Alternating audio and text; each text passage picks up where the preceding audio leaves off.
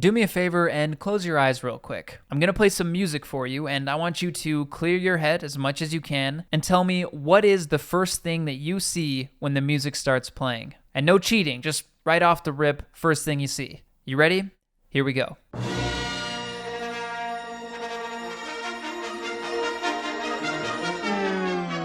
All right, so 99% of you saw this, or this, or this, or maybe even this. Yes, you don't need me to tell you that this is the Star Wars theme. I hate to use such a tired example, but I needed a sure thing to help me prove my point, which is that you know this music, and you have an emotional reaction to it. Now, humor me for just 1 second more. What if I had played you music from Avatar, or The Fast and the Furious, or any popular franchise for that matter? Some of you would have still had a reaction for sure, but we'd definitely be looking at a much smaller percentage. So why is this Star Wars theme in a league of its own? You could assume that it's just because of the sheer popularity of the franchise, but I don't think that alone would give us an explanation. There are plenty of successful franchises out there that have less than recognizable music. I think the main reason Star Wars music has reached such legendary status is not only because it's good music, but because it's good music that's used well. There are 9 mainline Star Wars movies, and every single one of them opens with this music. It's become so iconic that all I need to do is play it for you, and your brain will take you to a galaxy far, far away. This is called a leitmotif, which is a recurrent piece of music that represents a person, idea, or situation. That's the technical term for it, but it's more commonly referred to as theme music. In this case, this leitmotif represents the idea of Star Wars as a whole, thus the very subtle imagery.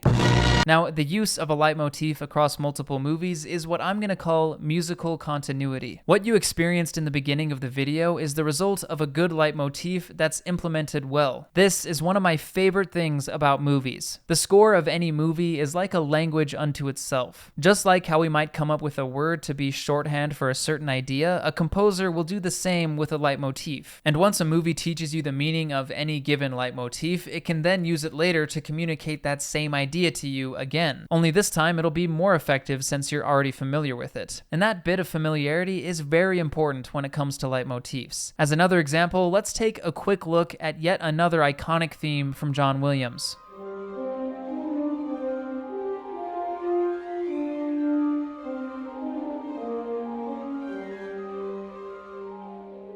Now, I'm going to take a wild guess and say that as you heard this music, you thought of, I don't know, wizards, witches, potions, brooms, the world's most dangerous place for a child to learn magic. Oh, you did? Well then, must have been a lucky guess. Even though I think this theme does have an inherently whimsical sound to it, the real reason you'd think of all those things is because of how well the movies forged that association in your brain. There are 8 Harry Potter movies, and each one uses this theme at least once. And every time you hear it, something magical is happening. It's kind of like that episode of The Office where every time Jim's computer makes that little logging off chime, he asks Dwight if he wants a mint. Hey Dwight, do you want an Altoid? Jim does this so often that eventually he doesn't even have to ask Dwight out loud anymore. He just has his computer make the sound, and when Dwight hears it, he holds out his hand expecting a mint. What are you doing?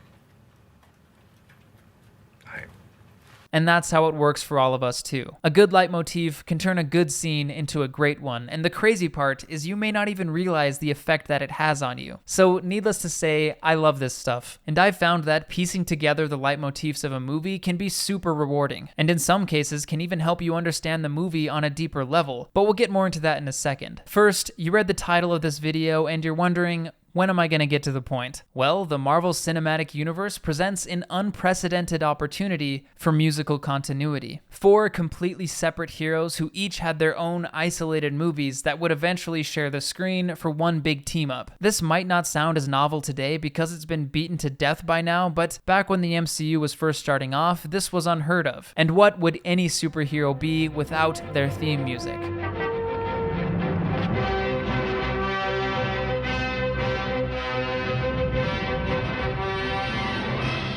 The MCU set out to create a universe full of superheroes that would cross over with each other and even team up from time to time, which meant that there was unlimited potential for leitmotifs that would follow these heroes around the universe. For example, an Iron Man theme that could be established in his own movie, and when he shows up in the Avengers, it could play as he enters the fight. When you hear it, it'll remind you what this character is all about, and also reinforce the idea that the character you're seeing on screen now is the same one you saw in his own movie. But unfortunately, the MCU has kind of a spotty track record with musical continuity. They didn't always take advantage of awesome opportunities like these. But over the years, the MCU has actually cultivated a pretty strong library of leitmotifs for its heroes. And that's what finally brings me to the point of this video. Now that we're all familiar with leitmotifs and why they're so important, let's take a look at a complete history of musical continuity in the MCU. But first, a very important message from future me. This video relies extremely heavily on me being able to play you clips from the MCU so that you can hear its music. Of course, showing copyrighted content on YouTube is tricky, to say the least. But I found that as long as I keep each clip shorter than about 10 seconds, I can, for the most part, keep the video free of any copyright claims. And luckily, for the purpose of this video, I think 10 seconds will be enough to get the point across. But here and there, you might notice a clip that's awkwardly cut or something like that. Just know that I had to do all that to please the YouTube gods. Also, in the slim chance that there's some copyright issue after the video has gone public, I may have to mute a small section or cut it out entirely. So if that is the case, I'll let you know in a pinned comment. The last warning I want to give before jumping into the video is that I am not a music expert. I'm simply a music enthusiast doing the best job that he can. I have done a lot of research for this video to make sure that I get things right, but there's still a chance that I make some mistakes. If I do, just let me know down below and we can all learn together. And now that all the boring stuff is officially out of the way, let's jump in. So I thought it'd be best to take things character by character, so that you can hear a leitmotif and then see how it evolved over the course of that character's story in the MCU. And also, this video will only be covering the MCU's Infinity Saga, which is everything from Iron Man 1 to Spider-Man Far From Home. Speaking of Iron Man 1, that seems like a good place to start. The very first MCU hero and the one with the most complicated musical history. Tony Stark, self-proclaimed genius, billionaire, playboy, and philanthropist. The story of the Iron Man begins when Tony is kidnapped and decides to build a suit of armor to help him escape captivity. As he builds this suit from only a box of scraps, mind you, with a box of scraps! We hear this leitmotif. This is gonna be my workstation. I want it well lit. I want it up. I need welding gear. I don't care if it's acetylene or propane. And as Tony and Yinsen make more progress, it gets more intense.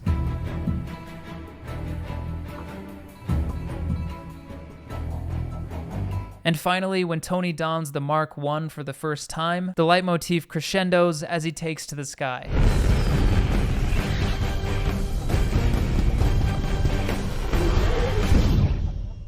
This is a leitmotif by Ramin Djawadi. I'm sorry, I'm gonna be screwing up a lot of names throughout this video. Maybe it's just nostalgia, but I've always loved this theme. To me, it's the sound of Tony doing what Tony does best, which is creating. This is my favorite characteristic of Tony's, so I'm happy they went with such a pensive sounding theme. Try listening to this the next time you're doing your math homework, and it'll make you feel like a genius, guaranteed. I'm sure you also noticed how rock and roll this theme sounds. With the drums, the electric guitar, and everything else, it almost sounds like a rock song without the vocals. This is ramped up even more after Tony builds the Mark II.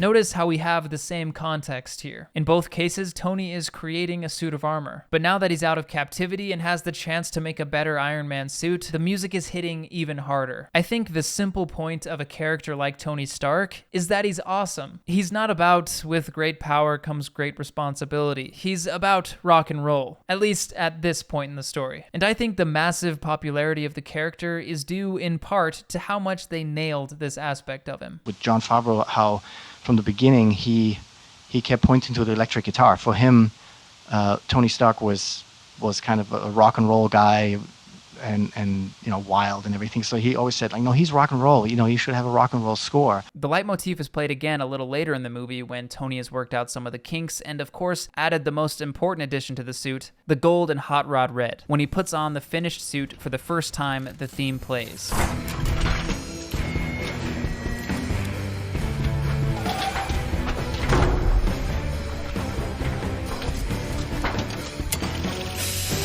And he is officially Iron Man. Now, there are other instances of this leitmotif throughout the movie, but I just wanted to cover the most prominent ones. And in that same vein, there are other leitmotifs that play in the movie, of course, but I think this is the one that comes off the strongest as Tony's theme. And by the way, that's how we're going to tackle the whole video. As much as I'd love to cover every instance of every recurring theme, I am trying to keep this video a somewhat reasonable length. But this was a great theme for a legendary character. If you ask me, this theme could have eventually become synonymous with Tony Stark. But as I'm sure that most of you out there have probably forgotten all about the music of Iron Man 1 by now, that obviously didn't happen. Tony's next appearance is in the post-credit scene of The Incredible Hulk. A post-credit scene that makes zero sense, but that's beside the point. When Tony appears for the first time outside of his own movie, we don't hear any familiar music. Which isn't a fatal error or anything, don't get me wrong, but this was literally the very first MCU crossover moment. It's absolutely monumental. My jaw was on the floor the first time I saw this as a kid, and I do think it's kind of a missed opportunity. The MCU was still in its infancy at this point, so I guess I can give it a pass. However, as you'll see, this is just the beginning of a larger pattern starting to take form. Tony's next appearance is in Iron Man 2. In the beginning of the movie, they play some AC/DC to introduce Tony, which I actually love. It's a great introduction, and of course it fits the character, so all is well. But the leitmotif that was established in Iron Man 1 is nowhere to be found, at least for Tony. As the movie opens up, you can actually hear the classic leitmotif play as Whiplash creates his super suit.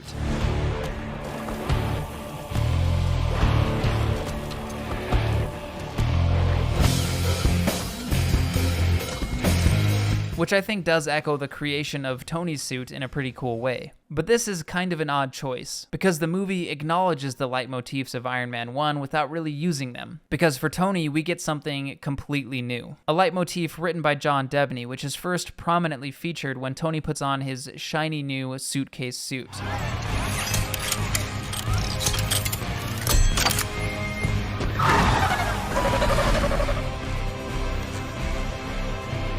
Now, there's no doubting that this leitmotif is derivative of the old one. You might even mistake it for the old one if you were only half paying attention. But don't let the electric guitar fool you. This is a new theme. And it's not bad, by the way. I think it's a good leitmotif. It's not as good as the old one, but what really bugs me about it is that they threw the old one away for some reason. Establishing a good leitmotif is no simple task. And I could understand starting from scratch if it didn't work the first time they tried, but I think it did in Iron Man 1. But I guess that's just my opinion. We hear the new leitmotif again when Tony is drunk at a party, showing everyone how he can pee in a suit.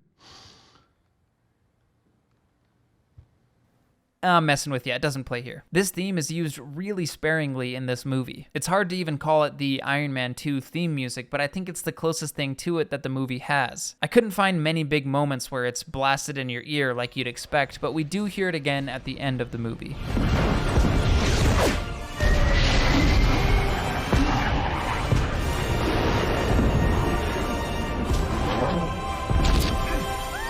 So in a way, it seems like Iron Man 2 ditches the idea of establishing a leitmotif for Tony entirely. I don't want to sound like a broken record, but again, this is obviously a missed opportunity. Just imagine this scene where Tony is creating a new element with that same theme from Iron Man 1. We talked about that theme representing Tony's ability to create things, so this is the perfect place to play it. But alas, they play something new here.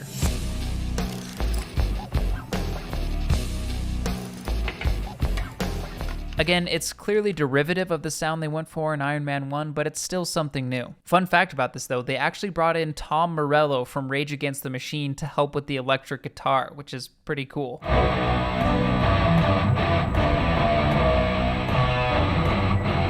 So they threw out the theme from Iron Man 1, but at least they'll stick with the theme from Iron Man 2 going forward, right?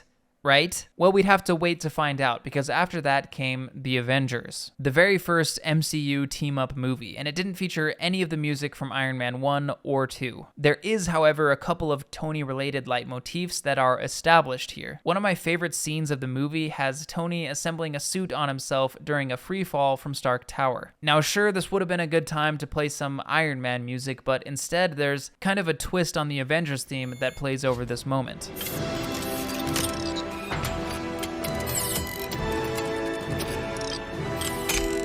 And this is the same music we hear in Infinity War when Tony first dons his nanotech suit.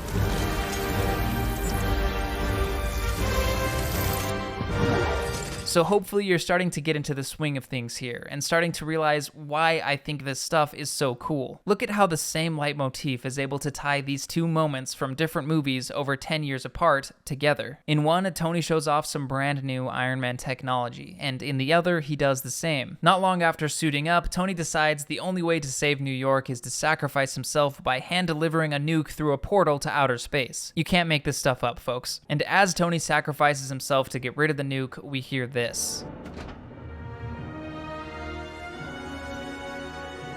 And that same leitmotif would return a decade later in Avengers Endgame when Tony realizes he needs to sacrifice himself in order to resurrect half the universe. The funny thing is, when I was watching Endgame for the first time and this music played, it was kind of a dead giveaway that Tony was about to sacrifice himself, because I recognized that melody from Avengers 1. Of course, it doesn't take a genius to realize that based on the context alone, but still, as far as I'm concerned, this leitmotif only plays twice throughout the entirety of the MCU, so it very specifically represents the idea of Tony's sacrifice. A year later, we got Iron Man 3, which introduced yet another theme, this time written by Brian Tyler. That's right, 3 movies, 3 composers, and 3 different themes. I have no idea how things turned out this way, whether it was indecision or just apathy, but it's certainly tragic that such an iconic character that people will be talking about for decades doesn't have definitive theme music. But the good news is that this leitmotif is also pretty solid, and it's used way more throughout the movie, which is at least a step up from Iron Man 2. You can first hear the theme swell up when Tony gives the Mandarin his address on live television. There's no Pentagon, it's just you and me. And on the off chance you're a man, here's my home address. We hear a more fleshed out version of the new theme just a few scenes later when the Mandarin is destroying Tony's house. Tony is slowly assembling the Iron Man suit while his house falls into the ocean when the theme erupts.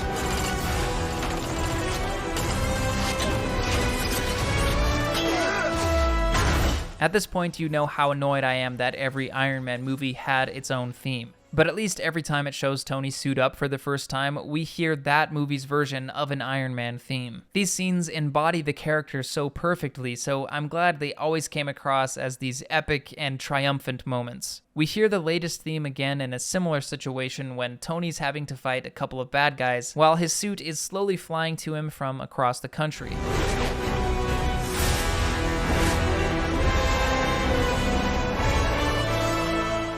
The last big moment that the theme gets is at the end of the movie when Tony's Iron Legion shows up to save the day.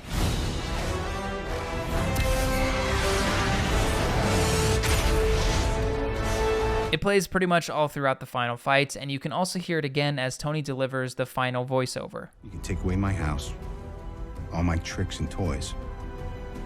One thing you can't take away, I am Iron Man. And as a bonus, there's like a funky version of the theme that they made just for the end credits.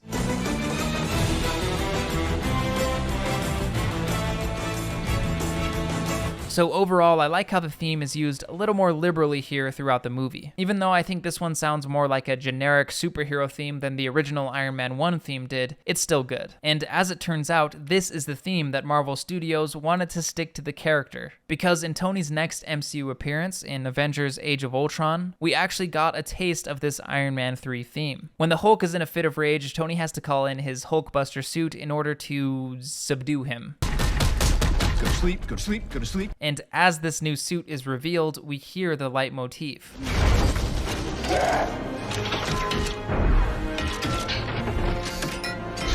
This might be too little too late, but it is a fitting moment to play a Tony Stark theme. Like I just mentioned, these moments where Tony reveals a new piece of tech are integral to the character. And it also does play at least one other time in Age of Ultron that I know of, and that's probably because Brian Tyler, the composer of this theme, also worked on the Age of Ultron soundtrack. This isn't my favorite Iron Man theme, but it's still good, so I appreciate this groundbreaking moment, where finally a theme established for Tony in one of his own movies was used in another. We probably should have seen this level of musical continuity starting all the way back when Tony cameoed in The Incredible Hulk, but still, I'll take what I can get. Next, we see Tony in Captain America: Civil War, not followed by any leitmotif. Next, we see Tony in Spider-Man: Homecoming, not followed by any leitmotif. But he actually gets a brand new temporary theme just for this movie, so, I mean, great, I guess.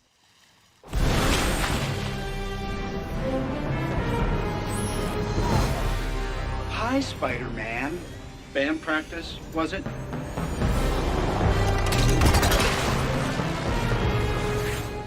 I wonder if the Marvel-Sony deal had anything to do with this, because they were willing to use the Iron Man 3 theme in Age of Ultron, but not here for whatever reason. But then again, how could they have the rights to use the character himself, but not the accompanying music? I don't know, I'm just trying to make sense of this bizarre decision. Next, we see Tony in Avengers: Infinity War. Apart from what I already mentioned, he's not followed by any leitmotif. And the same goes for Tony's final MCU appearance in Avengers: Endgame. We talked about that theme of Tony's sacrifice from Avengers 1 showing up, but apart from that, he's not followed by any leitmotif. But as a quick bonus, there's a very somber theme that's introduced in the beginning of the movie when Tony is stranded in space, seemingly about to die.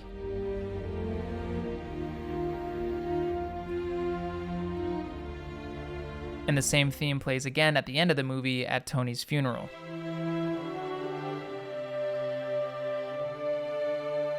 It's a beautifully sad motif composed by Alan Silvestri, and while it hasn't appeared outside of Avengers: Endgame, I feel like maybe it will one day in a future movie when they're reflecting on Tony's death or something like that. And that wraps it up for The Armored Avenger. Like I said, Tony has a very interesting musical presence in the MCU. He's had a lot of great leitmotifs written for him, but for some reason, every time Tony appeared in a new movie, it's like they forgot everything that came before it. But luckily, the MCU did get better at musical consistency as time went on. Tony Stark was like the MCU's firstborn child. You know, they learned a lot of lessons and they figured a lot out as they went along. And by the time the next kid came along, they were better prepared. And so, let's kick things into overdrive, shall we? Now that you get the idea of how this stuff typically works in the MCU, let's move on to the next character on the docket, Thor. And by the way, from here on out, if I don't mention a specific movie when talking about a character, you can assume that it's because there was no returning leitmotif to talk about. And likewise, if there's a character that I don't mention at all, it's probably because that character doesn't have any leitmotifs worth mentioning. At least not any that I know about. So, Thor is a complete change of pace from Tony. Where Iron Man 1 was at least somewhat grounded in reality, reality is now completely out the window. Thor is the legendary god of thunder. He's prideful, he's stubborn, and is presented in a very Shakespearean manner in this first movie. So all that considered, the sound of Thor probably won't have much in common with what we've already heard for Iron Man. When we're first introduced to Thor's mythical home planet called Asgard, we hear this leitmotif.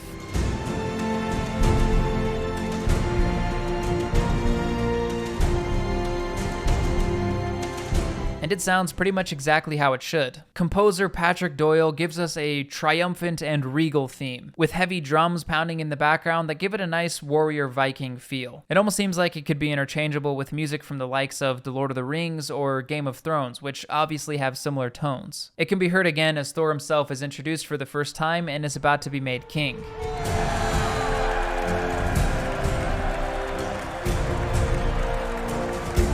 And again halfway through the movie when Thor is finally reunited with Mjolnir, only to find out he's not worthy to wield it.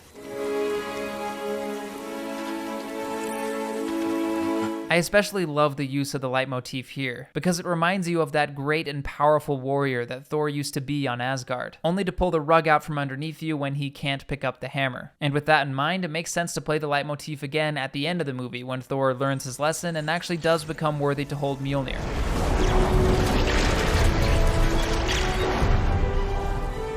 Turning him into a better version of the Great Warrior from the beginning of the movie. I think this is a really heartfelt leitmotif. Maybe I only feel this way because at this point Thor was a much less goofy character, but when I hear it I think of loyalty, friendship, love, all that cheesy stuff. And even though I do prefer the more recent depiction of Thor, this elegant and genuine approach did have its upsides. Moving to Thor's next movie, The Dark World, I think they kept all that stuff in mind, but they scrapped the old leitmotif. This is another case where it sounds very similar, but after listening to them over and over, I can say for sure that they are different. As the title card for the movie plays, we get our first taste of the new leitmotif. We'll never find it.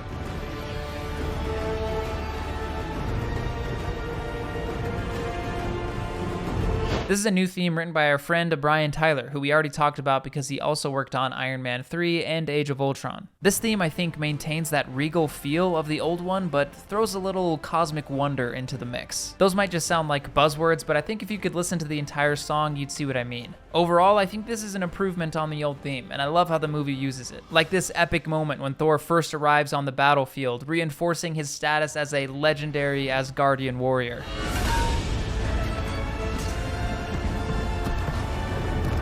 Or when he returns to Earth for the first time since the Battle of New York.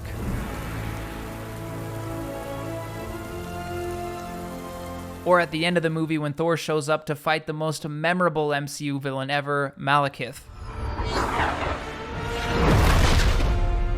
Of course, that little bit that I've been playing for you is kind of just the bridge to the main theme, which we heard over the title card, and we can also hear at the climax of the final fight.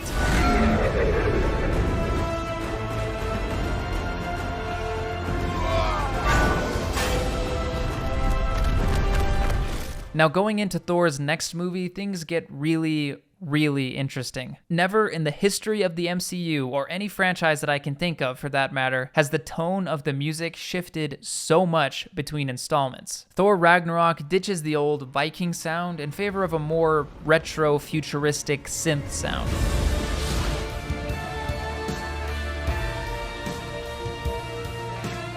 Previously, Thor had been one of the least popular Avengers, with his last movie being one of the worst reviewed MCU movies even to this day. And so Thor Ragnarok is kind of a soft reboot for the character, with a new look, a new personality, and yes, a new sound. Now look, I might be a little biased here, because ever since season 1 of Stranger Things, I've absolutely loved that retro synth sound. But this movie has some of my favorite music in all of the MCU.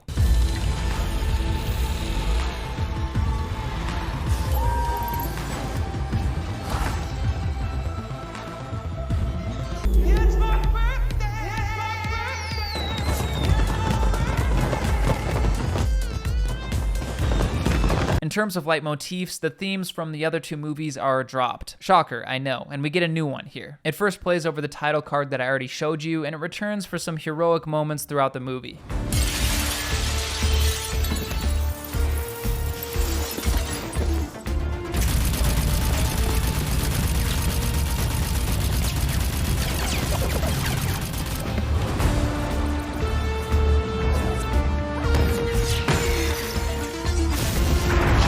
And for Thor's biggest moment, we get some Led Zeppelin. And while that's probably the most memorable moment of the movie, the leitmotif that we've heard throughout the movie does build us up to that show-stopping moment.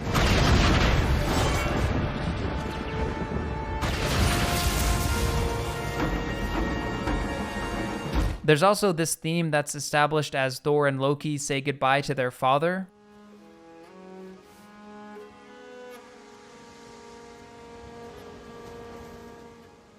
That returns in Avengers Endgame when Thor is reunited with his mother.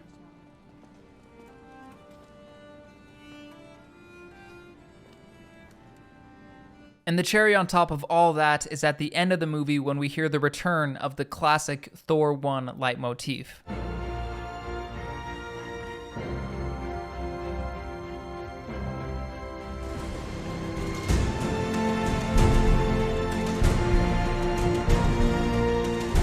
Kinda crazy considering the fact that they chose to ignore the more recent theme from The Dark World, and that they would even use one of the older themes at all, since Thor's new sound in this movie is so different. But I'd guess that they decided to use the classic leitmotif to harken back to the moment in Thor 1, when Thor almost becomes king but doesn't because Odin realizes he's not ready. And now, 3 movies later, Thor has been through the ringer and is finally ready to take the throne. The music of Ragnarok, I think, is one of its greatest strengths. It's just such a change of pace from what we'd come to know as as Thor music, and I think it's executed beautifully by composer Mark Mothersbaugh, who by the way has a very strong background in 80s synth pop. Don't believe me?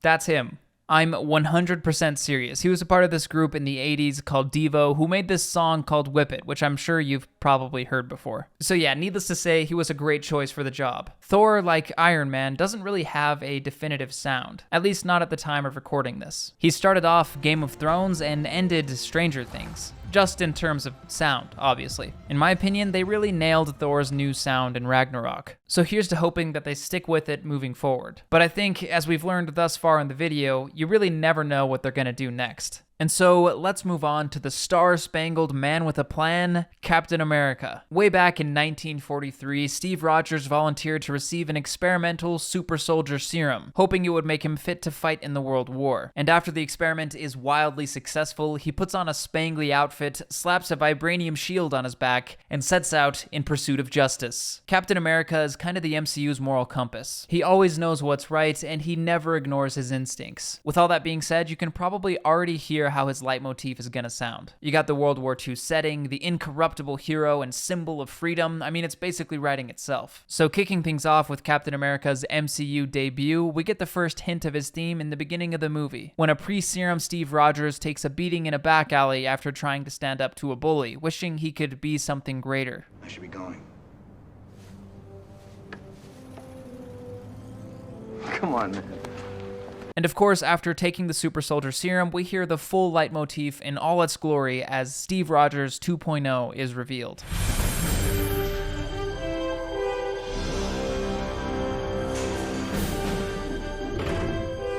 This is a theme composed by who is, in my opinion, the MCU's most influential composer, Alan Silvestri, and it's a very clean and hopeful leitmotif. I think when Loki was impersonating Captain America, he perfectly explained how it makes you feel. With the confidence, I can feel the righteousness surging. Hey, want to have a rousing discussion about truth, honor, patriotism? God bless them! The melody is played by what I think are trumpets, and we also have some of those marching band style drums. I'm sorry I don't know the names of all the instruments, but I'm doing the best that I can. But this sounds like something that a college marching band would play as they pull the American flag out before a football game, which is kind of perfect. I always loved that marchy feeling that this theme has. It's so dutiful and organized, like a group of trained soldiers marching in formation. We hear the theme throughout the movie during some of the most wonderfully cheesy moments in all of the MCU.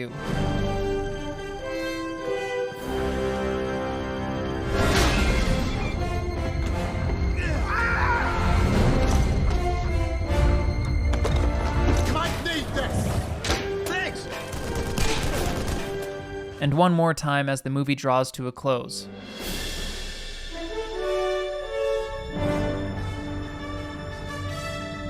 And before we move on from this first movie, there's a couple of cool things I wanted to point out. One of my favorite sequences of the movie is when the military decides not to use Cap as a soldier, but as a mascot for the country, kind of like a hotter Uncle Sam, if you will. They have him performing this whole song and dance all over the country.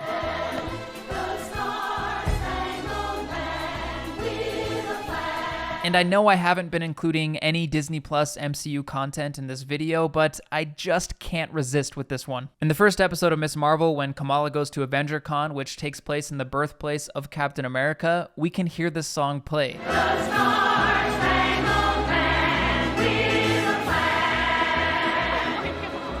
Which makes sense because this is an in-universe theme song for Captain America. I was beyond psyched when I heard this banger return. There's also a moment when Cap is about to make this treacherous jump that plays a musical cue you might recognize from one of the most iconic Captain America moments.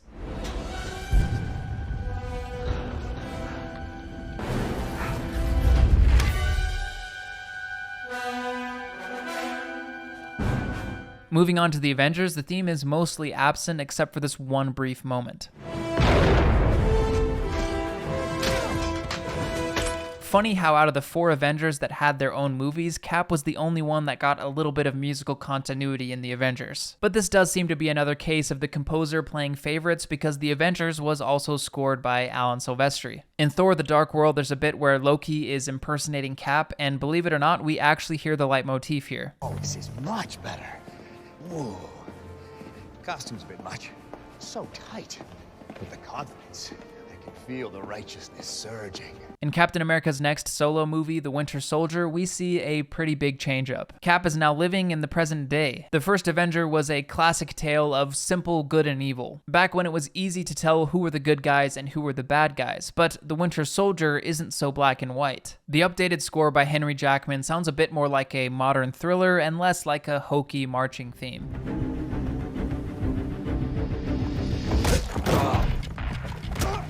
There's a new leitmotif for Cap that can be heard throughout the movie.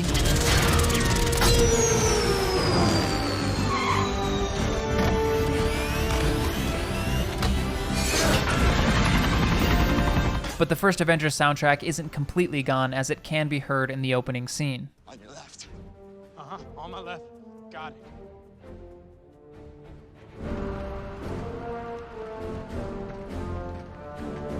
As much as I love the classic Captain America theme, I can completely understand why they had to switch it up for The Winter Soldier. This is a new setting with a new tone, and I'm just not sure how well the old theme would have fit with the story they were trying to tell here. But I will say it would have been nice to hear the classic theme after Steve steals his old suit back.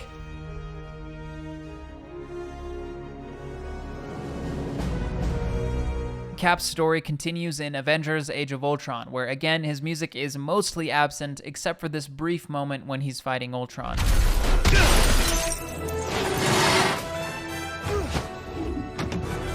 In Captain America's final solo movie, Civil War, we don't hear the return of the first Avenger leitmotif or the Winter Soldier leitmotif, at least not that I noticed. There's a new leitmotif introduced for the movie, but it's less about Captain America specifically and more about the Civil War, or the breaking up of the Avengers.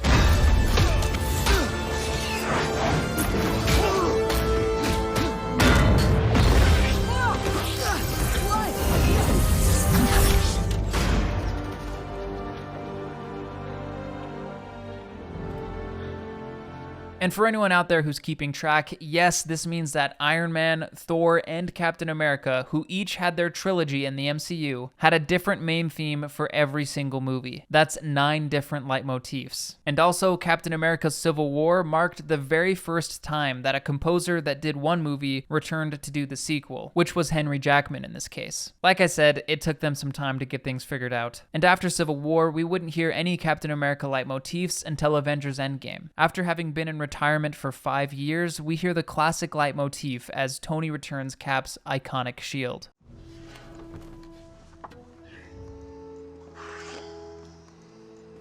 And we hear it again one final time as a satisfied, elderly Steve Rogers passes the shield down to Sam Wilson. Thank you. I'll do my best. Which makes this theme, at the time of writing this video, the longest running leitmotif in the history of the MCU. Just like we've seen throughout the video with other characters, the sound of Captain America was kind of all over the place. Although I would say that this is the most justified case we've seen so far. His story began in the 1940s and then was soft rebooted in modern day for his second movie, and his third movie was kinda hijacked by an Avengers level event. All that being said though, I think by the end of the Infinity Saga, that classic Captain America leitmotif is probably one of the most recognizable MCU themes to date. Hey! Let's hear it for Captain America!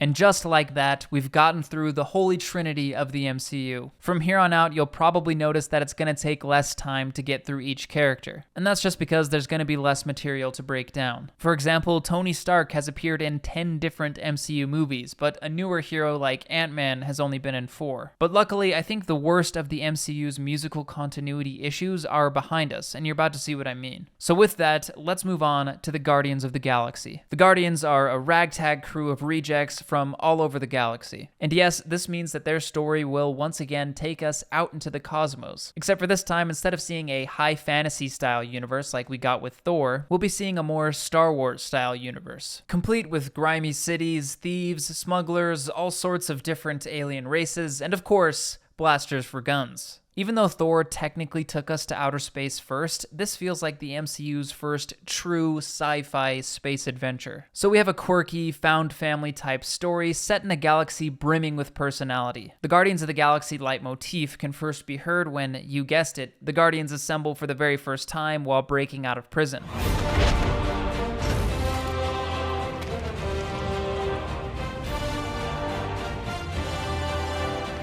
This is a theme composed by Tyler Bates, a newcomer to the MCU. Under James Gunn's direction, this theme was actually composed before the movie was shot so that they could film the movie to the score. Supposedly, they had Tyler Bates' score blaring while they filmed certain scenes to help sync up what you're seeing with what you're hearing. This is a pretty cool touch, considering that most movies are usually made the other way around. The movie is shot and then scored by the composer based on how the movie already looks. Of course, you hear the theme again when the Guardians arrive at the final battle.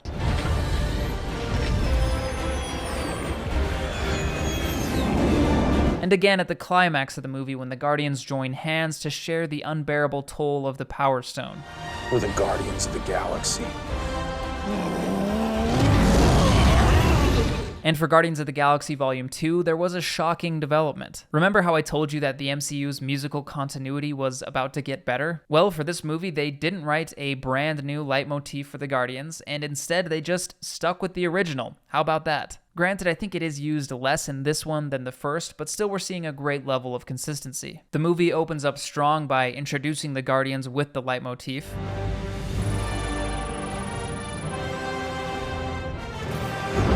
And it can be heard at various other times throughout the movie. Got it!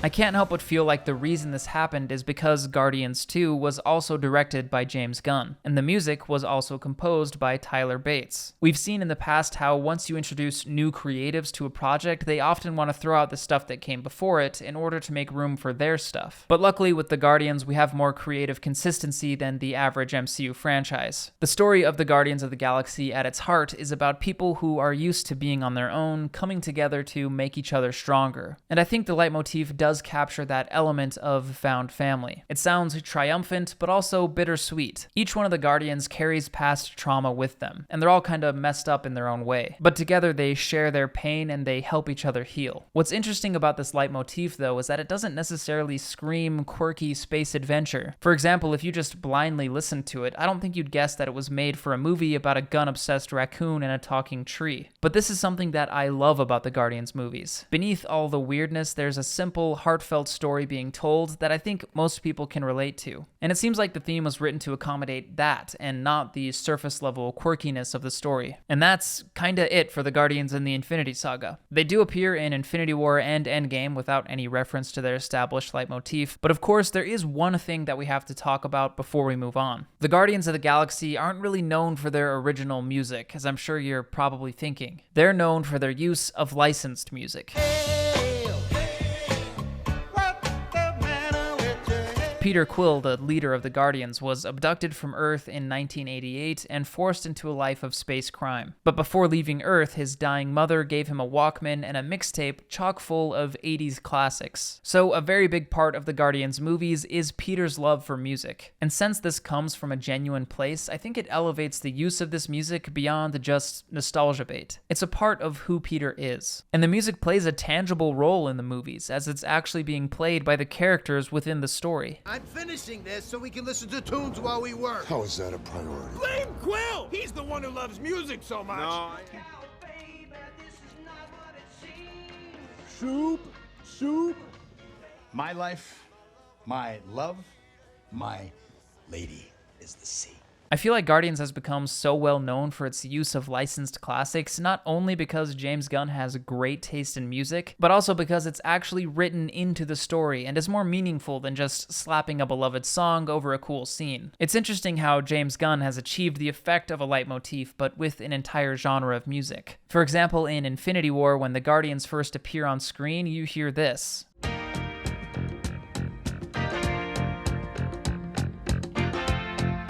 It's The Rubber Band Man by The Spinners, a great song. And I'll go out on a limb and say that most MCU fans had never heard this song before seeing Infinity War. At least I know I hadn't. But when you heard it within the context of the movie, you had a feeling that the Guardians of the Galaxy were about to appear. Like I said, it's the effect of a leitmotif, but with a whole genre of music. It's very cool stuff. And one last note is that in Avengers Endgame, when the Avengers travel back in time to the Guardians 1 opening scene, we hear the same song that played over the original.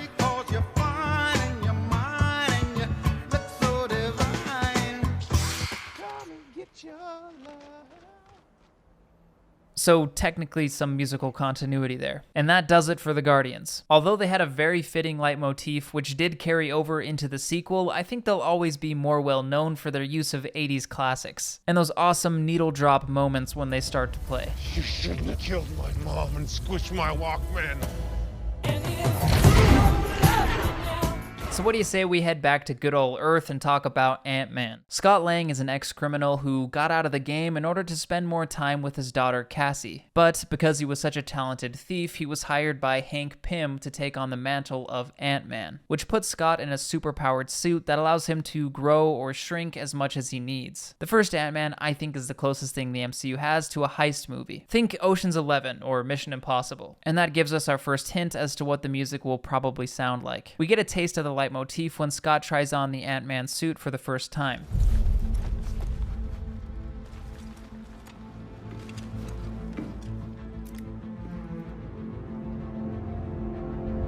And it's a bit stronger moments later when Scott goes for his first ant ride. Put your foot on the central node and mount the thorax. This is a theme composed by Christoph Beck, and I think it really does make the movie sound like a caper. It has a smooth but tense sound to it. To me, it's always felt derivative of the Mission Impossible theme.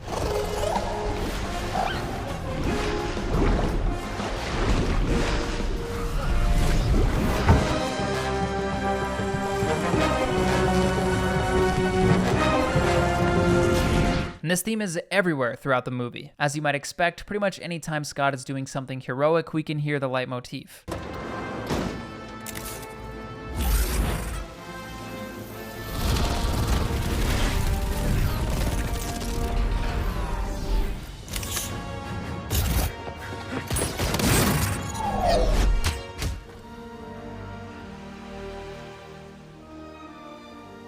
It'll definitely be stuck in your head after watching the movie. Getting into the next Ant-Man movie, we have the original leitmotif returning in full force. This is another case like the Guardians movies, where we have both the director and the composer returning to make the sequel, which usually results in more consistency. Right out of the gate, the movie opens up with Scott hanging out with Cassie, and we can hear the original leitmotif. Thanks, Anton. But Scott is actually out of practice as Ant-Man at this point, and he hasn't used the suit since Civil War. So a bit later, when Hank tells Scott it's time to jump back into the action, we hear the leitmotif again. And I gotta say, I love when leitmotifs are used like this. Just the smallest suggestion of the theme to match the small suggestion in the scene that Scott is about to become Ant-Man again. It just goes to show how far a handful of musical notes can go. And of course, just like the first movie, this one is riddled with the leitmotif. That'll work.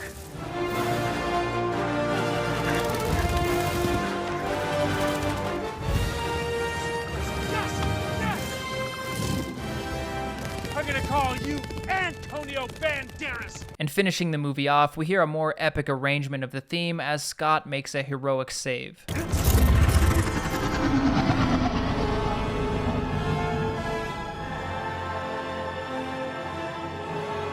There's also a new leitmotif established in this movie that I think is associated with the Wasp, or Hope Van Dyne.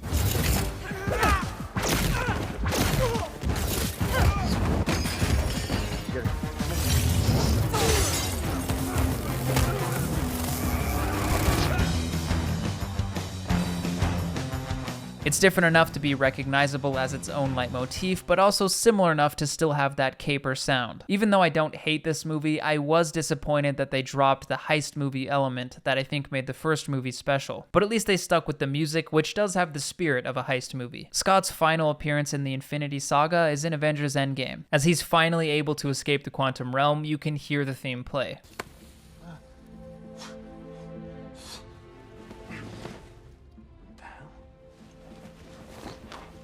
It's not much, but I was really happy to hear the theme here. Overall, there's not really much for me to complain about. Yes, Ant-Man did appear in Civil War with zero mention to his music, but that's just a small hiccup. Christoph Beck wrote a fitting, caper-like theme that was employed well throughout 2 movies, and also helped introduce the character in a crossover movie, which, like we discussed in the beginning of the video, I think is one of the funnest ways to use leitmotifs. Moving right along, Dr. Stephen Strange was once an arrogant neurosurgeon. That is, until a nasty car accident that took him out of the game by crippling his hands. And so, after trying seemingly everything to get his old hands back, he does the only sensible thing left to do: become a wizard. Strange seeks out the Kamertage in Nepal, a place where the Ancient One teaches him the ways of the mystic arts. He fixes his hands, but decides to stick around because protecting the dimension turns out to be quite the good time. This is our official introduction to magic in the MCU, so with it comes an opportunity to introduce a new magical flavor of music as well. So with that, let's see what industry legend Michael Giacchino came up with for the Sorcerer Supreme. As the first Doctor Strange movie opens up, the leitmotif actually plays before we've even met Steven. It plays as we're introduced to the Ancient One, who is the current Sorcerer Supreme.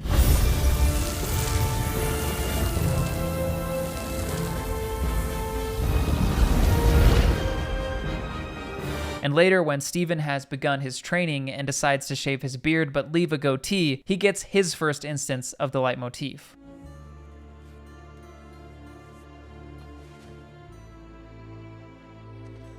Which I guess is there to really emphasize the importance of the goatee. But of course, we hear a fleshed out version of the theme after Steven fully becomes Doctor Strange, with the cloak of levitation, goatee, and everything else.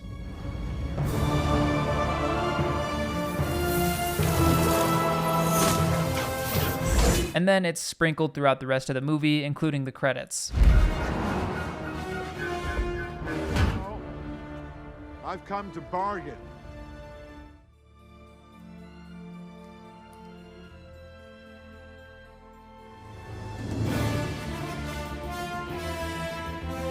My favorite thing about this theme is its use of a musical instrument that I think is called a clavichord.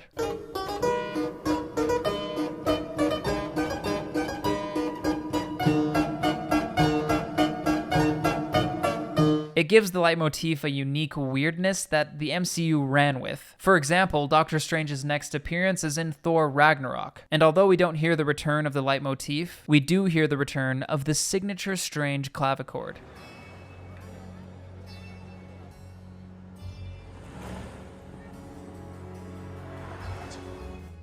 I need just one strand of your hair. Let me explain something. My hair is not to be... So even though it's not the same music, it still feels like it fits the scene because of that unique sound that's been established as Doctor Strange's. And we get a similar thing in Infinity War. When Doctor Strange and Thanos are having what has to be the most epic 1v1 in all of the MCU, we don't hear the Strange leitmotif, but we do hear just a little bit of that glorious clavichord.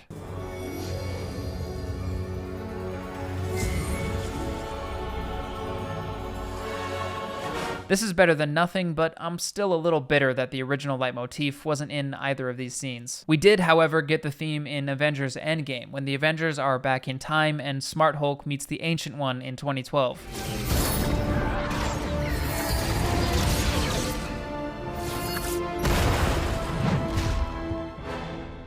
Even though this theme is definitely strongly tied to Stephen Strange himself, the first and last instances of it in the Infinity Saga were played over the Ancient One. So it does make you think that it could be applied to maybe the Sorcerer Supreme or the Masters of the Mystic Arts as a whole. I know I sound like a broken record at this point, but I like this theme. I think it sounds weird and mystical, just like it should. It would have been great to hear it in some pivotal moment of Infinity War or Endgame, especially since Strange plays a pretty important role in both of those movies, but it is what it is. I'm just happy they weren't afraid to make Doctor Strange sound strange. Benedict's great, and it's just a great opportunity to do something weird, you know? And now we can finally talk about my favorite MCU hero and second favorite superhero of all time, Spider-Man. Peter Parker is a kid who got bit by a spider, and who am I kidding, you all know the origin story. I think what sets Peter apart from other heroes we've seen in the MCU thus far is his youthfulness. He's the youngest character to have his own movie, and most of his story will take place in a high school setting. Combine that with the general hopefulness that's usually associated with Peter Parker, and we have a pretty strong heading for the music. music. Peter was actually introduced into the MCU in Captain America Civil War, with just a small part in the story. Of course, it would have taken some pretty incredible planning to have a leitmotif written for the character back then that they would use moving forward, so we don't get any leitmotifs until the Webhead's first solo outing, Spider-Man Homecoming. We're breaking new ground here, as literally the first piece of music you hear as the movie opens up with the studio logos is the Spidey leitmotif.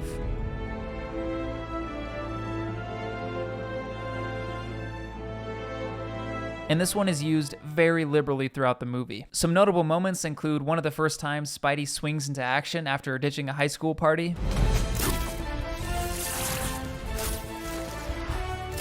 saving his classmates at the Washington Monument, and some classic Webhead moments during the third act.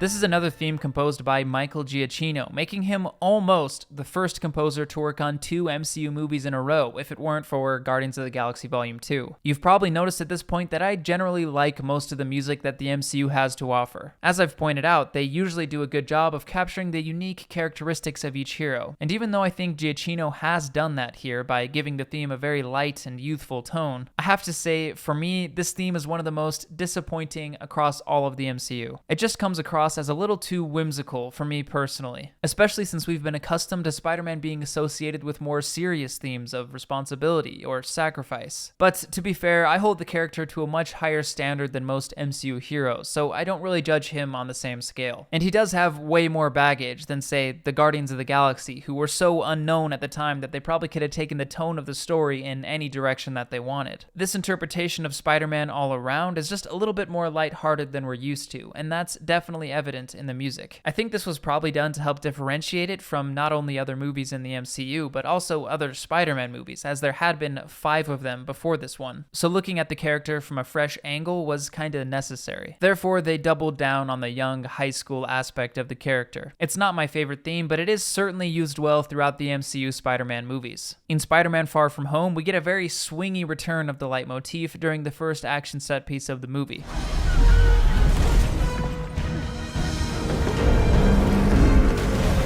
And the rest of the movie is packed to the brim with the leitmotif.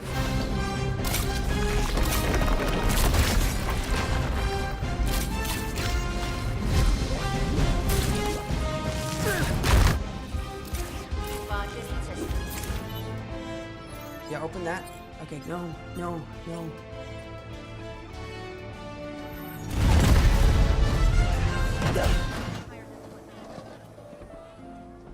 I promise you. Oh, here's here. Don't give me a ticket. And as the movie closes out, MCU Spider-Man gets his first official final swing, which is a Spider-Man movie rite of passage. And as per tradition, the moment is scored with his leitmotif.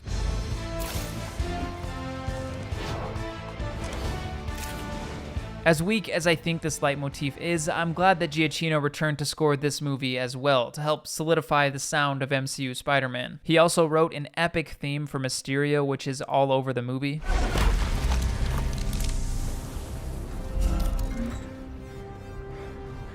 Who are you?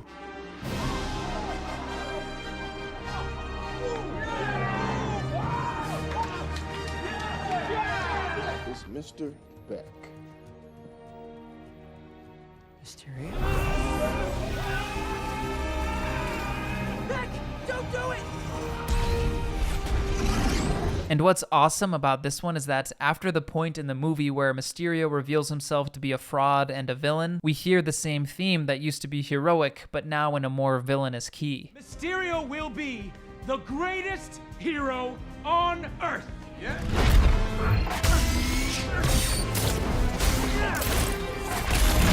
The real blockbuster. Brace yourselves, you might want to sit down. Spider-Man's real name is...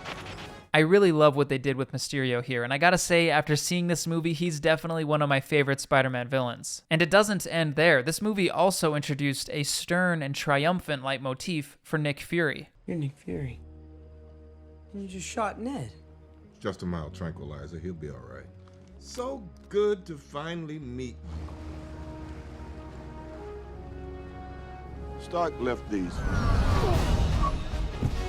Get in.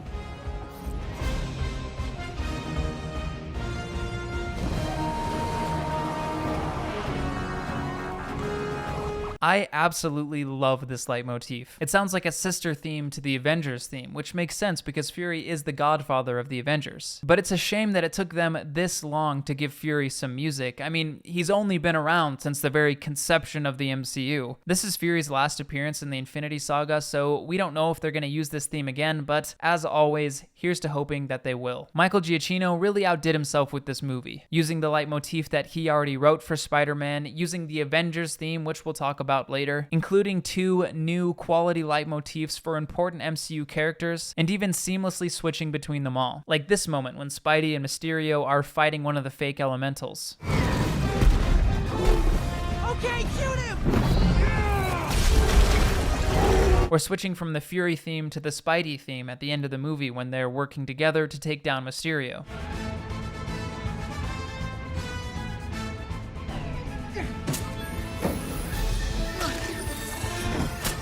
Really solid work from an amazing composer. Unfortunately, we don't hear this theme outside of the Spider-Man movies, even though he does appear in Infinity War and Endgame. This definitely isn't out of the ordinary for the MCU, but also I wonder if the Sony-Marvel deal makes something like this more complicated than it is with other MCU characters. If you don't know what I'm referring to, basically Marvel Studios doesn't actually own the rights to Spider-Man, and was only able to include him in the MCU by striking up a limited deal with Sony, who does own the rights. It's complicated and makes dealing with Spidey in the MCU a little difficult. A couple years back, I made a video detailing why I love MCU Spider-Man. And it's true, there's a whole list of things that I love about this interpretation of the character. But there's a reason why his leitmotif was not mentioned in that video. However, Giacchino has done an amazing job with these 2 movies. I mean, scoring a movie is so much more than just the leitmotif for the main character. It's just unfortunate that I'm not too crazy about the main leitmotif that they went with. I don't mean to sound too harsh here, so let me put it this way. It's my 3rd favorite live-action Spider-Man theme. Winding down to our last couple heroes, let's talk about Black Panther. T'Challa is king of the African country Wakanda, which is secretly the most technologically advanced country in the MCU. As king of Wakanda, T'Challa also takes on the mantle of the Black Panther, which puts him in an indestructible vibranium suit and also gives him general superpowers. To me, Wakanda is one of the most interesting places we've seen in the MCU because of its unique blend of tradition and technology. Its culture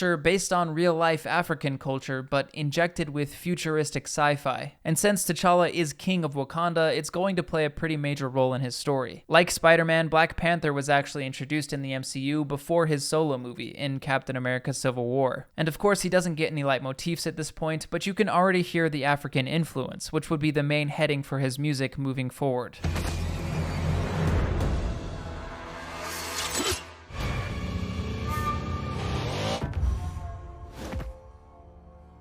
A few years later, we would be more formally introduced to the character and the kingdom of Wakanda in his solo movie, Black Panther. Composer Ludwig Göransson gives us a leitmotif fit for a king, and it can be heard pretty much right away when we see the Black Panther jump into action for the first time.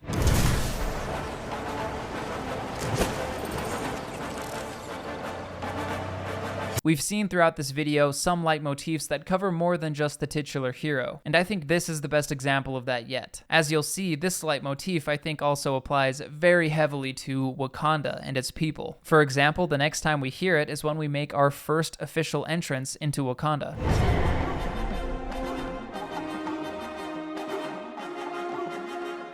As you just heard, Göransson gives us a leitmotif that does have a classic Western orchestra, but at times is accompanied with African drums and other instruments. There's heavy use of a specific African drum throughout this movie called a talking drum. It's basically a drum with strings around the outside that can be squeezed to change the pitch of the sound. It's all over the leitmotifs and the movie in general, and personally it's one of my favorite things about this soundtrack.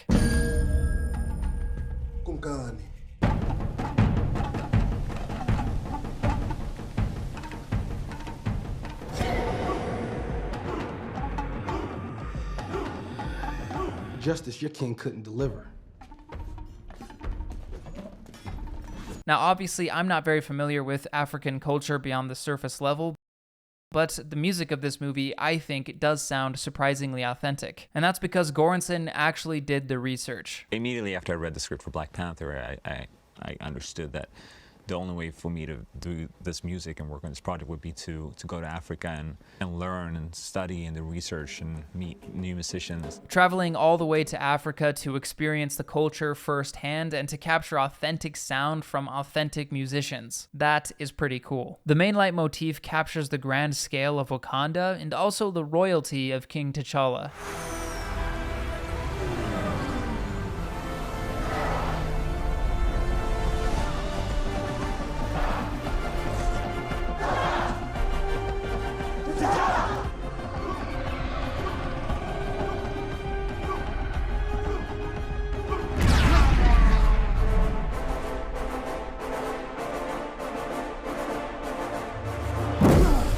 You into the future. Come on, brother! Is there nothing that can be done? I must right these wrongs.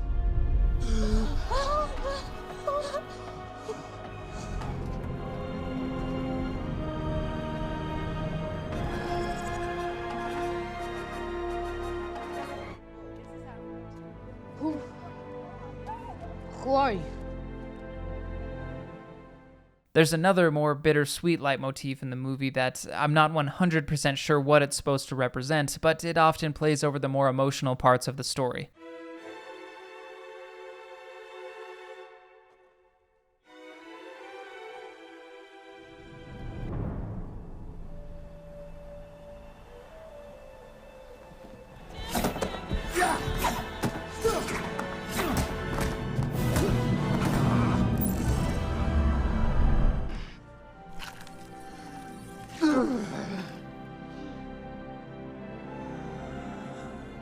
And lastly, Killmonger gets his own leitmotif that's actually done in a completely different style. Here we get a more modern Western leitmotif, even including 808s and triplets. No, I'm just feeling it.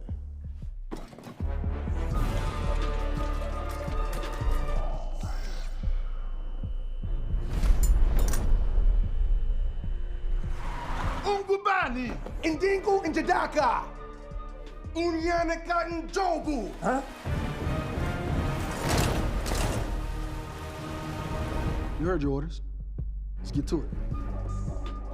I love the contrast between this new Western sound and the traditional African sound in the movie, and it even works on a thematic level as well. For this part of the music, I imagine Göransson was actually able to tap into his previous experience as a record producer for one of my favorite rappers, Childish Gambino. What a Small World. I think I can speak for most people when I say that the first time I saw this movie, I was blown away by how awesome the music was. But as I've looked more into it for this video, I've become even more impressed. This must have been an extremely daunting task for Göransson. It goes so far beyond just writing music, he's trying to capture an entire culture. And for me, what he did with the movie really worked. When you watch it, you feel engrossed in the culture of Wakanda, and the music plays a massive role in that feeling. And not only that, but he also uses a more traditional Western orchestra for some sequences and a modern hip-hop track for others. This is the only MCU movie from the Infinity Saga to win an Oscar for Best Original Score, and in my opinion, it was definitely earned. Black Panther also appears in Avengers Infinity War, and luckily he does bring his leitmotif along with him. I know somewhere.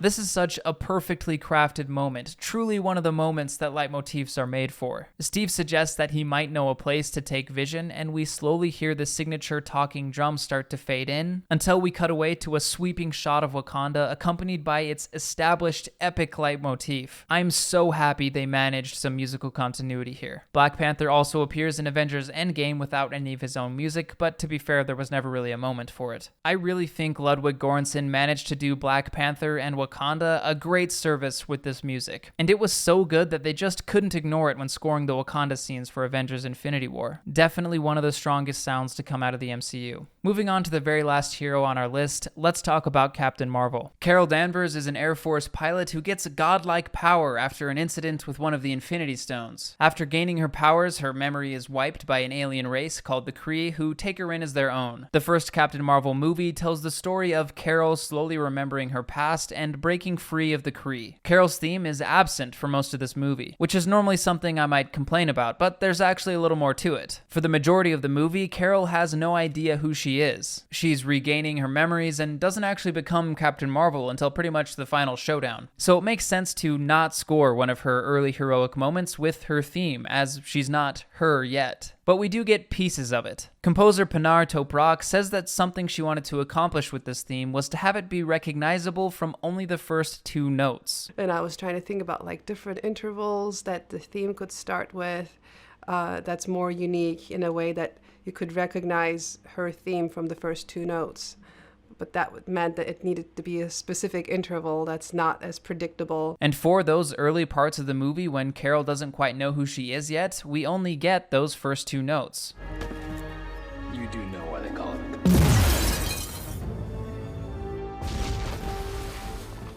So we only hear a piece of the leitmotif, since we only have a piece of the character. The first time we get the full leitmotif is when Carol flies her first plane, something that was really important to her character before her memory was wiped.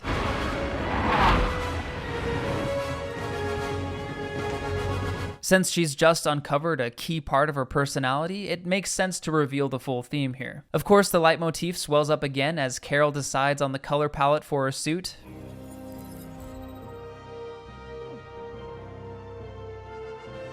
How do I look? And a lot more throughout the final battle as Carol completes her transformation and absolutely demolishes some Kree warships.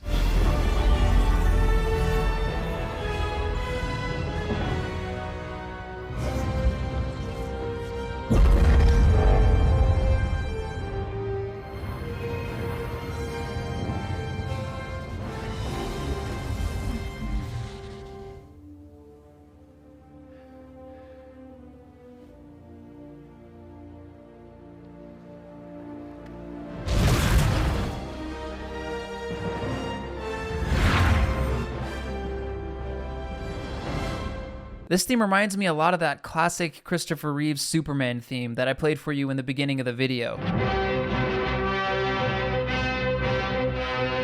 which I'd guess was intentional to capture that classic idea of heroism. Also, not to mention that Captain Marvel at this point is kind of like the MCU Superman as far as power level goes. Although the Captain Marvel leitmotif does have a classical sound, for the more alien parts of the movie, we hear something a little more electronic.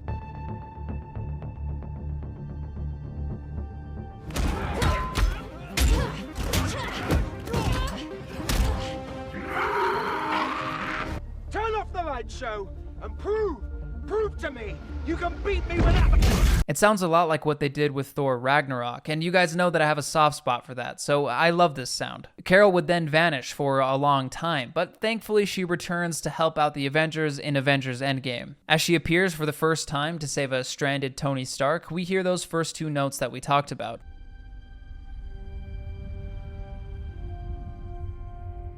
And we get the full leitmotif at the end of the movie when she joins the battle against Thanos.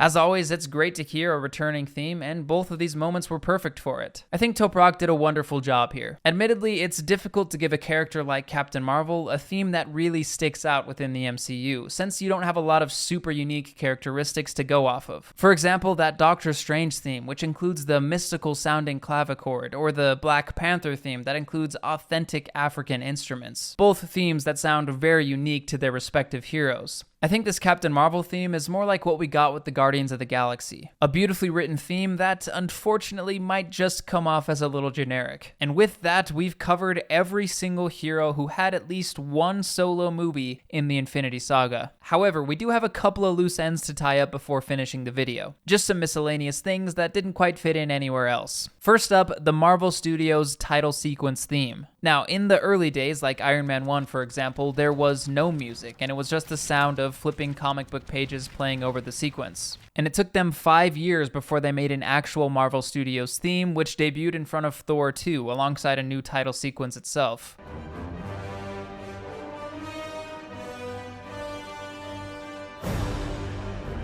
The funny thing about this one is that it sounds suspiciously similar to the Thor the Dark World theme, which was also composed by Brian Tyler, and like I just said, was the movie that this debuted in front of.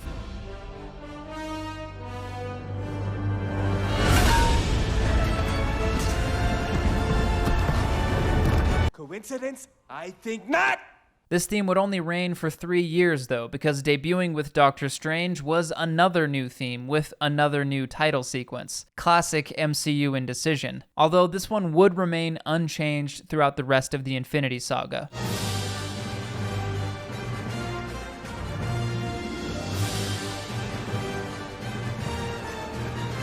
This is a theme from Michael Giacchino, and it's not half bad. It doesn't sound too distinct from the original. In fact, I bet a lot of you didn't even realize that there were 2 different versions of this theme until now. Honestly, I think both of these themes are only okay, but they get the job done, which is to get you excited about the movie you're about to see. The next thing I wanted to cover is what I'm gonna call the sacrifice theme that's established in Infinity War. The first time it's played is when Thanos has to sacrifice his daughter Gamora to get the Soul Stone.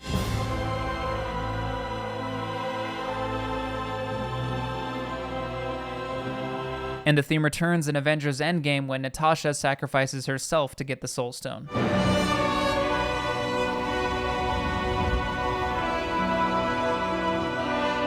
I think this is one of the most hauntingly beautiful themes to come out of the MCU, and we have MCU regular Alan Silvestri to thank for that. I especially love this moment in Endgame when the theme first starts to play. Clint and Natasha are presented with this terrible choice of which one of them should be sacrificed. And this is normally the type of thing that the Avengers would find a loophole for. I wasn't really buying that either of them was about to die when I first saw this. That is until I heard this theme return. Wait. It makes you realize that this is one sacrifice that there is no way around. It's a beautiful moment that's made even better by the return of this leitmotif. The next theme I wanted to point out is another one from Alan Silvestri, the Portals theme, or the theme that plays at the end of Avengers Endgame when the entire MCU finally comes together after 22 movies of build-up. We actually do get a taste of this theme before the big Portals moment at the beginning of the movie as Tony returns to Earth.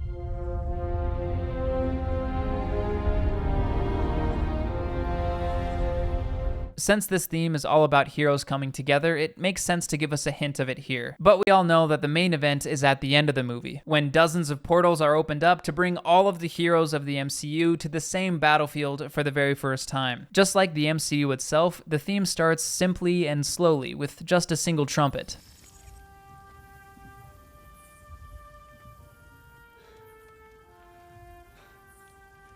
And as more of the heroes we know and love arrive to the battlefield, it grows stronger.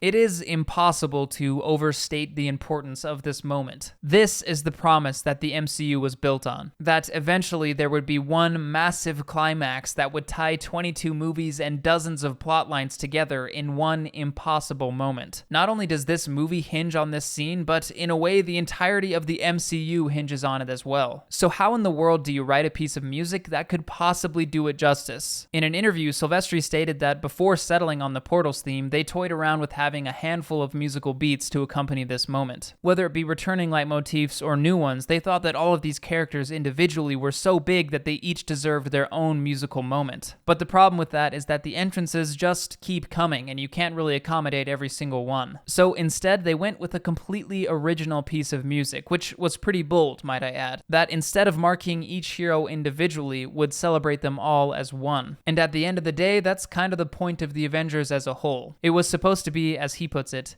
an anthem.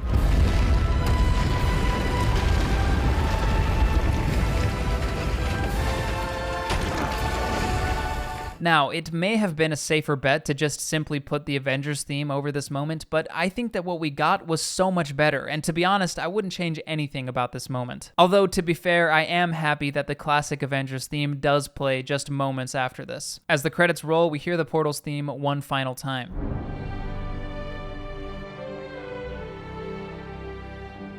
This rendition of the theme sounds a bit more celebratory than the big epic one we heard just a second ago. It fits perfectly for this final ode to the MCU's Infinity Saga. And now, as a reward for all of you that stuck around to the very end of the video, I've saved the best for last. The most popular leitmotif to come out of the MCU and the musical backbone of the Infinity Saga, the Avengers theme. The Avengers theme was composed by Alan Silvestri for the first Avengers movie, and for the most part, retained a very strong presence in the MCU after that, especially with Silvestri returning to score both Infinity War and Endgame. The only exception is Avengers Age of Ultron, which was scored by Danny Elfman. Now, as you'll see in just a second, the original Avengers theme does play in this movie, but it's definitely not a true return. It's more of an evolution of the theme. So before we break down the classic leitmotif, let's quickly listen to Elfman's spin on it, which only appeared in Age of Ultron.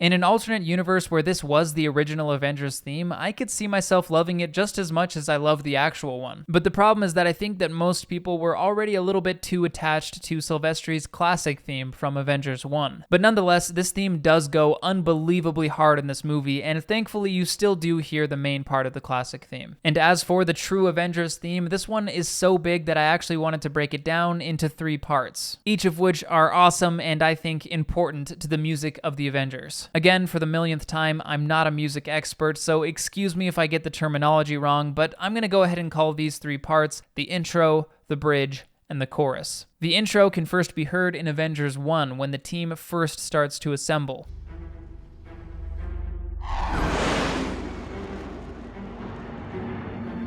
And again during the credits.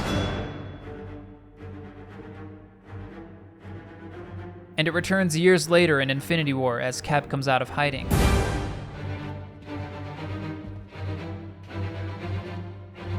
And one last time in Endgame as Tony gets back into the game.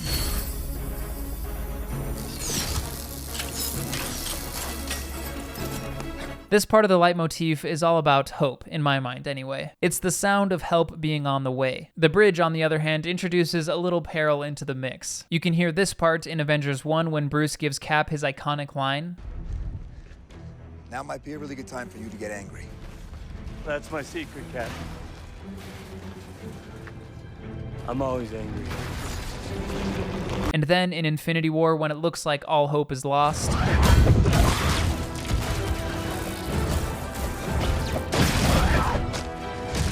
And finally in Endgame, as an earth-shattering battle is about to begin.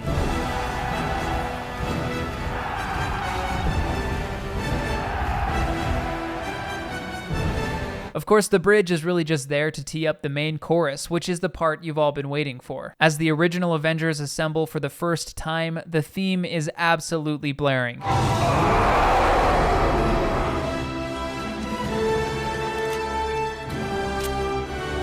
And it also closes out the first Avengers movie.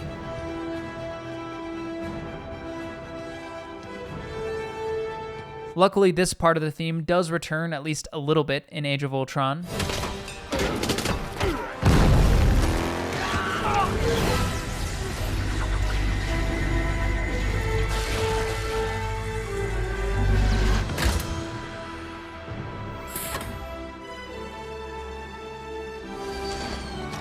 And again, in one of the all-time greatest MCU moments as Thor arrives to the battlefield in Wakanda.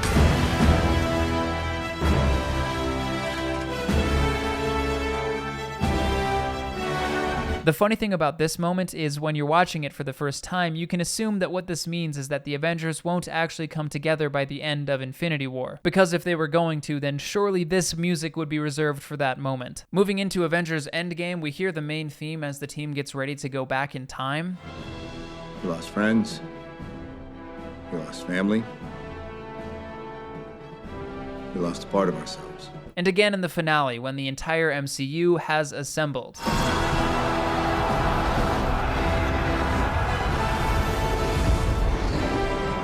And I also want to mention the end credits, which play a beautiful version of this theme one last time as it honors the original 6 cast members.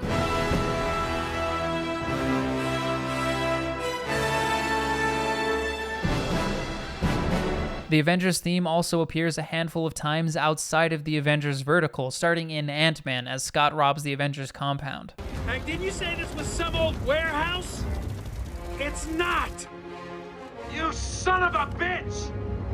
In Spider-Man Homecoming, when Happy takes Peter to Avengers Campus. They just finished remodeling the whole thing.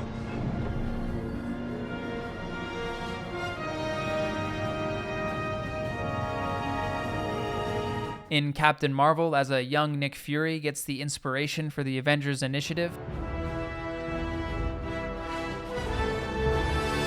In Spider-Man Far From Home, as Peter builds his own suit.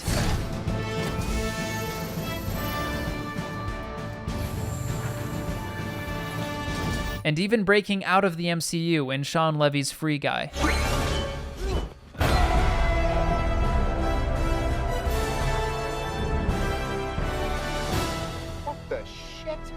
I bet you thought I wouldn't get that last one, but I did. The Avengers stories have always been about these radically different types of people coming together from far and wide, putting aside their differences and fighting for the greater good. Getting the team together is never a simple task, and their enemies only grow stronger and stronger as the years go on, but somehow they always find a way. And I think this theme captures that cosmically epic idea. It's a very straightforward theme, almost verging on too straightforward. All you really have is just a handful of notes, but they're each so powerful that this definitely feels like a case where less is more. I said earlier in the video that I'd say Silvestri is the MCU's most influential composer, and now you can see why. He's got 4 MCU movies to his name, and in those movies he gave us the timeless Captain America leitmotif, the unforgettable Avengers leitmotif. He incorporated other composers' leitmotifs into his movies like Thor, Ant-Man, Doctor Strange, and Captain Marvel, and on top of all that, he also wrote some of my personal favorites, like the Sacrifice theme from Infinity War, the Real Hero theme from Endgame, the Portals theme from Endgame. I think his work will create ripples throughout the MCU for as long as it's around. And so, with that said, I think that just about does it for musical continuity in the MCU's Infinity Saga. I love the MCU and I love music. This was definitely the hardest I've ever worked on a video, but if there's at least one person out there who goes to see the newest MCU movie this weekend and recognizes the return of their favorite hero's leitmotif because of this video, then it all will have been worth it. For the most part, I've always enjoyed the music of the MCU, with maybe a few exceptions. Just like that. That's why I was so bothered by the early days of the MCU when they would write a leitmotif, use it once, and then throw it away before the next movie. But it's also why I was so happy when we started to see more musical continuity in the MCU. I think it probably took them a little too long to get there, but I'm sure happy that they did eventually. And now that the work is done, it's finally time for me to rest and watch the sun rise to a somber yet fulfilling leitmotif.